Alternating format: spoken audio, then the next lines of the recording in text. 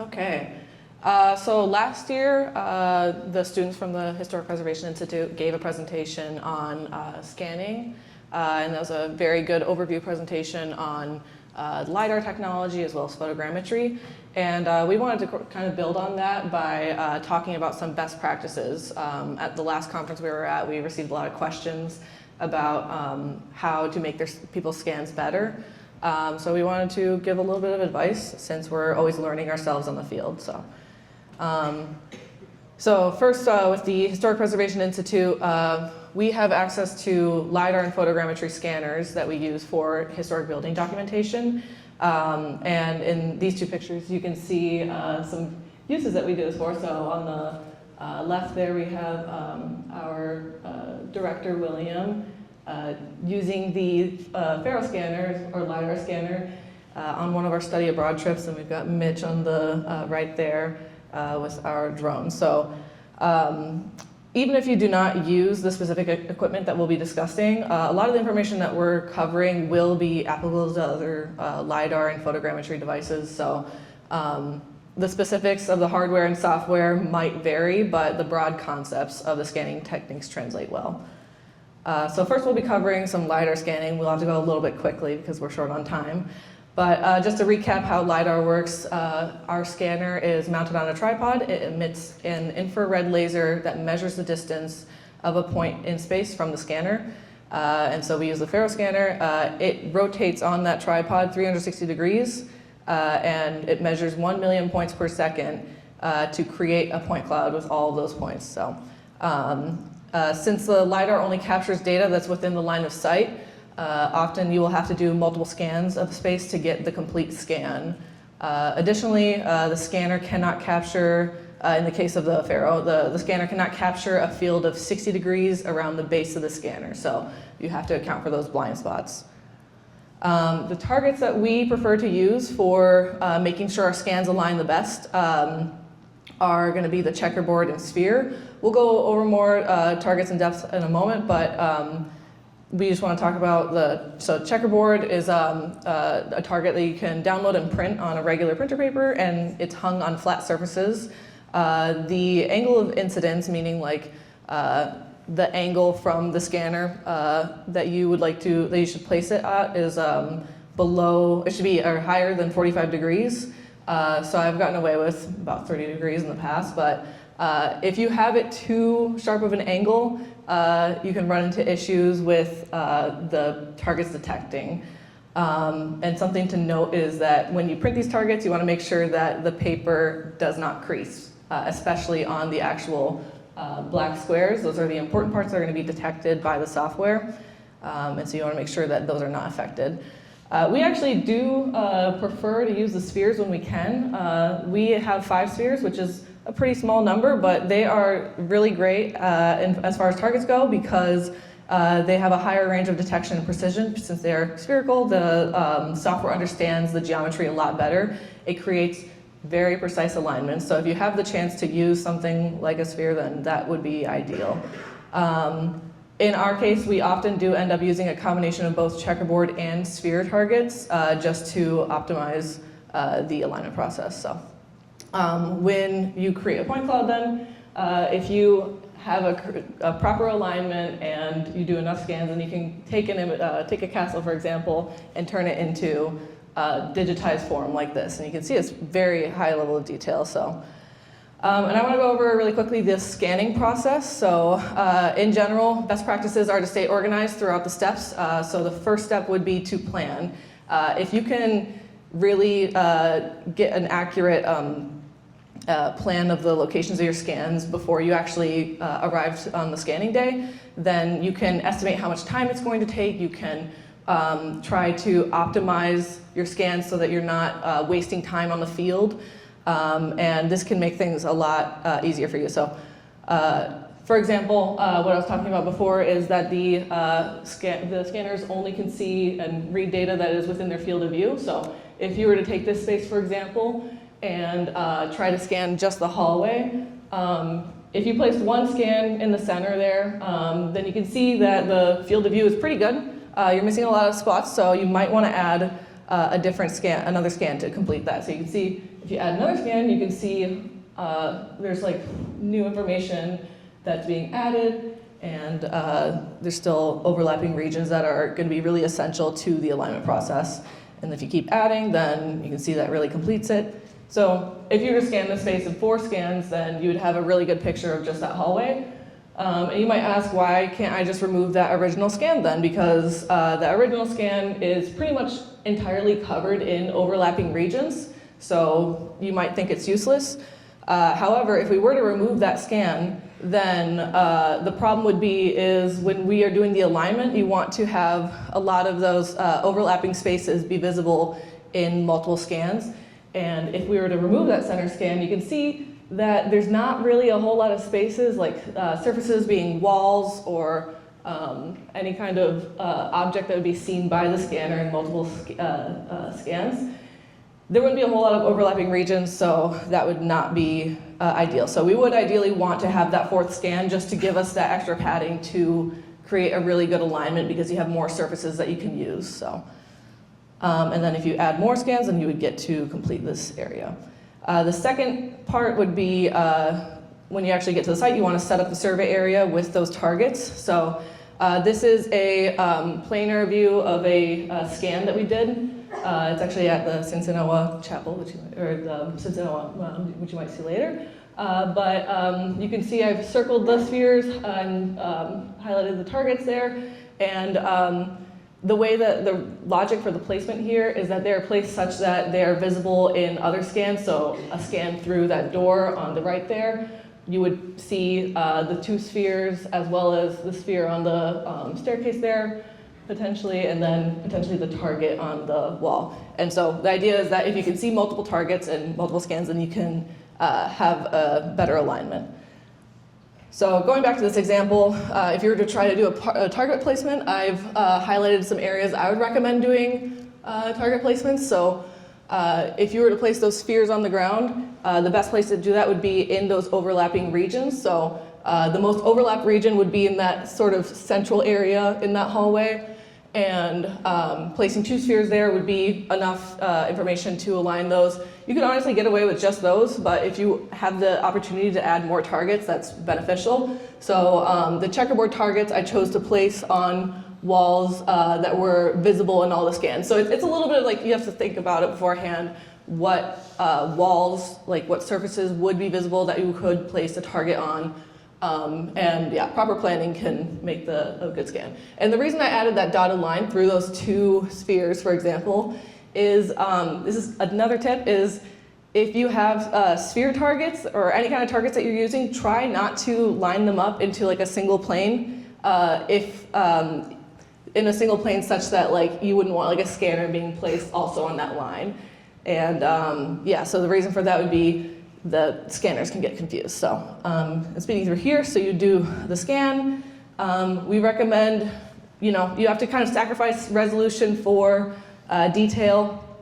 But yeah, more points that the higher the detail, the more points you get. And so it's good for if you need like a really precise object. So usually we do tend to have this on the higher end for historic preservation documentation, especially for really intricate stone details. You want to have a higher quality if you have a lot of moving objects in the scene. This basically just means that it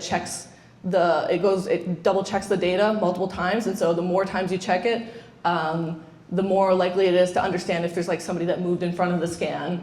It'll understand that that object is actually not supposed to be there. So, and then really quickly with HDR, if you are familiar with the concept of HDR, it basically just makes the color picture quality a lot better. It reduces the amount of overexposure or underexposure in the scene. So, and then I'm gonna skip over some of these, but one really important thing is avoid reflective surfaces if you can, because it really confuses the scanner because of the way that it measures data.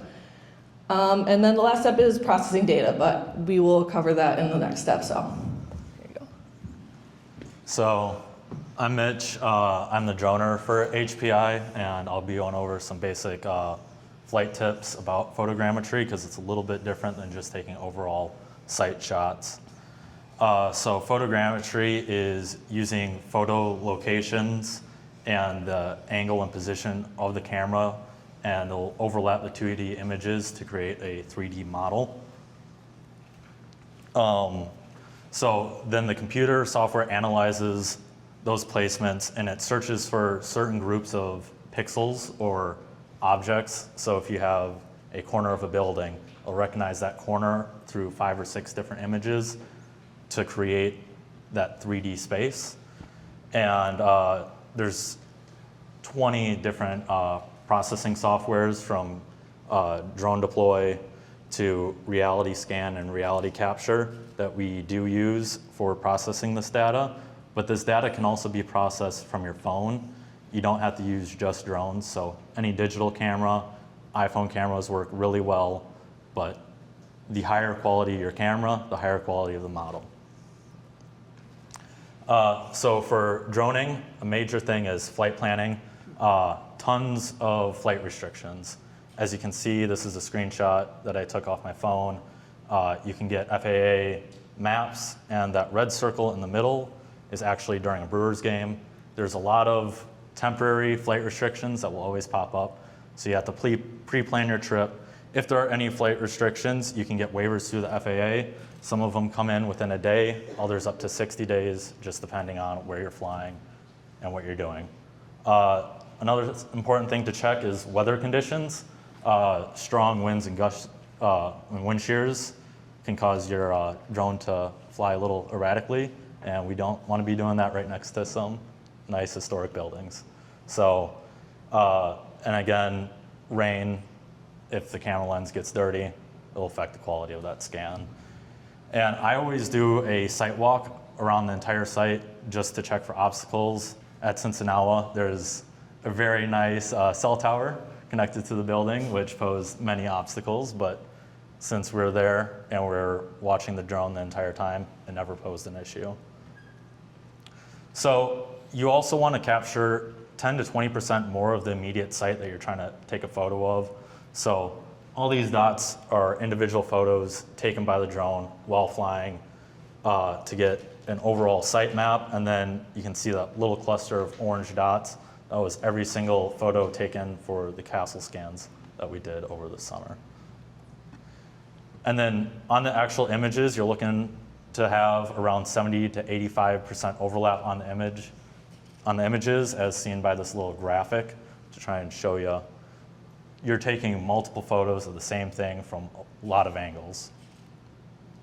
And then processing the data, you just throw it into a program like reality capture, hit a line, it'll take the flight path and the image locations, and it'll stitch them all together. There are ways with control points and targets, like in Elizabeth's part of the presentation, that you can use. It is not needed, but if your model isn't aligning correctly, you'll be able to see it, and you can use those control points to then reprocess the model. So just for the castle, we're looking at over 1,300 photos for a medium quality scan.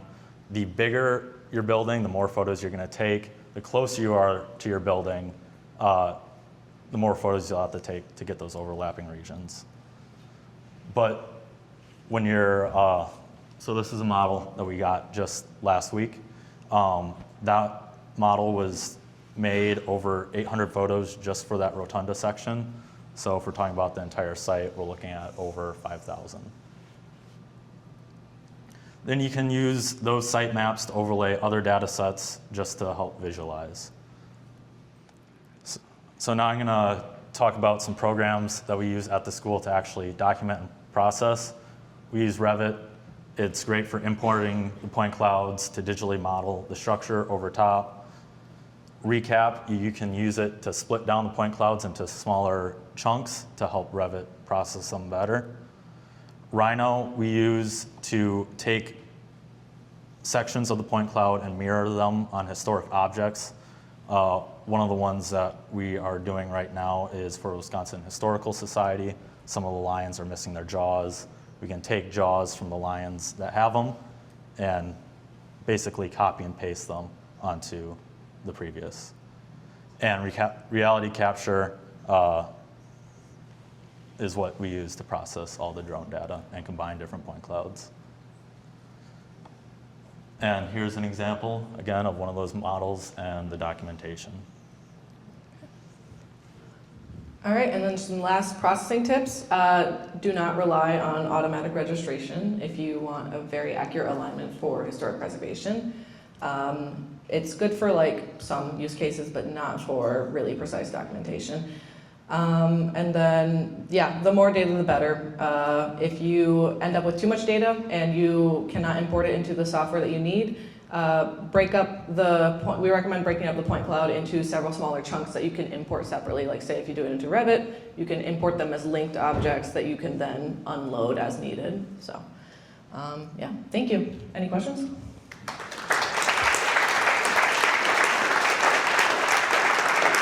Yeah. Create architectural plans or mechanical or MEP plans or anything like site plans in CAD. If I'm using Revit, can that become a UWG for CAD? A point cloud right out of the software cannot be turned into a DWG, but the workflow that we would recommend would be to take the point cloud into Revit or AutoCAD, and you can trace the point cloud in the software. So. The other question I had is can AI be used to sort of clean up noise or to fill in blanks? Yeah, so actually one of the scanners that we didn't really talk about was the Leo scanner. It's a handheld scanner for small objects and actually is AI integrated into the software for filling those holes in the mesh. So just yesterday I had to do that where I had to like basically tell it you gotta, yeah, take over a little bit. So. Thank you. Yeah. So the lions Yeah. at the Historical Society, so they were all hand carved, so each one was different. Yeah. So can you use the information that you've gathered and then use historic photographs? Can they be put together into a single drawing? Exactly. So we'll take those point clouds and the rough shape of those jaws, and then over the, we'll have the historic photographs overlaid, and you can carve in other programs and sort of model them. So they can be merged together? Yeah. Do you use drones inside of buildings? That's one where you need FAA approval. I have before. Some of the issues that you run into is you need satellite connection. So just like some cell service, sometimes you run into issues with getting enough connection for the location data to actually come through. But that's where you just switch to your phone and you're able to take photos with your phone and import them with your drone data as well. And if you have any other questions, feel free to just come find us. Yes, definitely. If you want to reach out at any time, if you have any questions about scanning, feel free to reach out by email. If you come find us, we can give you our contact. So, yeah. Okay. Thank you.